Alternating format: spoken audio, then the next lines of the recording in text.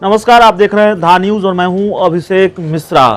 बिहार विधानसभा चुनाव खत्म हुआ, सरकार का गठन हुआ और सरकार के गठन के बाद लंबे वक्त तक ये सस्पेंस रहा कि ये सरकार चल भी रही है या नहीं चल रही है, या फिर कैसी सरकार चल रही है। जहां नीतीश कुमार मंत्रिमंडल का विस्तार नहीं कर पा रहे हैं, जहां नीतीश कुमार के बारे में एक कॉमन परसेप्शन है कि बीजेपी उनको अपने हिसाब से ट्रीट कर रही है, और जहां नीतीश कुमार बार बार ये कह रहे हैं कि देखिए इतनी देरी तो पहले कैबिनेट विस्तार में नहीं होती थी, अब हो रही है, बीजेपी की तरफ से रिपोर्ट आनी है, बीजेपी की तरफ से नाम आने हैं तब कैबिनेट विस्तार होगा। अब कैबिनेट का विस्तार भी हो गया है।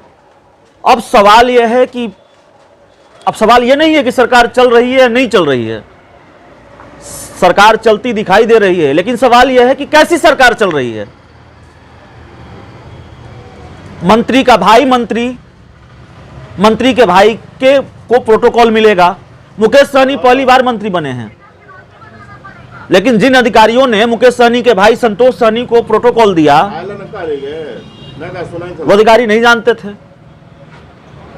यह सवाल इसलिए है कि कैसी सरकार चल रही है। लानत मनामत सरकार की होती है, फजियत सरकार की होती है, और बिहार में ऐसा पहली बार हुआ है। मुकेश सहनी मंत्री बनाए गए इसलिए कि उनके पास 4 विधायक हैं। सीटों का गणित इस तरह का है कि उन 4 विधायकों के सहारे सरकार टिकी हुई है। तो क्या इसलिए उनको यह छूट मिल जाती है कि उनके भाई को भी वही प्रोटोकॉल मिले जो एक मंत्री के तौर पर मुकेश सहनी को मिलता है? पूरा मामला क्या है मैं आपको बता देता हूं। 2 दिन पहले मुकेश सहनी जिस विभाग के मंत्री हैं, पशु एवं मत्स्य संसाधन विभाग के, एक कार्यक्रम था वैशाली में, और उस कार्यक्रम में बतौर मुख्य अतिथि मुकेश सहनी को पहुंचना था।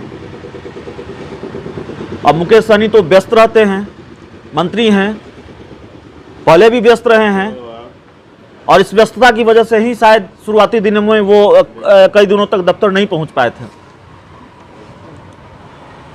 तो चूंकि वो व्यस्त थे इसलिए उन्होंने अपने भाई संतोष सहनी को भेजा। बतौर मुख्य अतिथि संतोष सहनी पहुंचते हैं और वहां अधिकारी उनको वही प्रोटोकॉल देते हैं। आइस बॉक्स बांटना था 23 लोगों के बीच। सरकार की योजना है, मत्स्य संसाधन विभाग की एक योजना है, और इस योजना में आइस बॉक्स दिया जाना था, 2 व्हीलर दिया जाना था अनुदान पर 23 लोगों को, और इसी कार्यक्रम में मुकेश सहनी को पहुंचना था। वो नहीं पहुंचे, भाई को भेज दिया। अब आप ये समझिए कि मुकेश सहनी ने सरकार की कितनी लानत मलामत कराई, कितनी फजियत कराई, मुख्यमंत्री की कितनी लानत मलामत कराई, फजियत कराई, और खुद की कितनी फजियत करा ली। मुख्यमंत्री नीतीश कुमार ये कहते हैं कि ऐसा हुआ है तो बहुत आश्चर्यजनक है, जानकारी नहीं है। नीतीश कुमार के कैबिनेट में मुकेश सहनी मंत्री हैं, नीतीश कुमार को जानकारी नहीं है कि ऐसा हुआ है और ऐसा हो जाता है। अब कितनी फजियत नीतीश कुमार की बढ़ी, इसका अंदाजा इस बात से लगा लीजिए कि तेजस्वी यादव ने सवाल उठाया, ये पूछा कि अगर नीतीश कुमार व्यस्त होंगे तो आप अपने बेटे को भेज देंगे विधानसभा में? नीतीश कुमार ने इस मामले पर संज्ञान लिया और उसके बाद फजियत बढ़ी मुकेश सहनी की। मुकेश सहनी को नीतीश कुमार ने विधानसभा में बुलाया, और बुलाकर बंद कमरे में नीतीश कुमार ने क्या कहा होगा वो मैं दावा नहीं करता, लेकिन ये करना मुकेश सहनी को, अगर ये हुआ तो मुकेश सहनी को भारी पड़ा, उनको माफी मांगनी पड़ी। नीतीश कुमार ने फटकार लगाई होगी, उनको मीडिया के सामने सफाई देने को कहा गया होगा, और जाहिर तौर पर नीतीश कुमार गुस्से में थे जिस तरह से फजियत हो रही थी, जिस तरह से तेजस्वी यादव का बयान आया, और फिर मुकेश सहनी अपनी गलती स्वीकार करते हैं।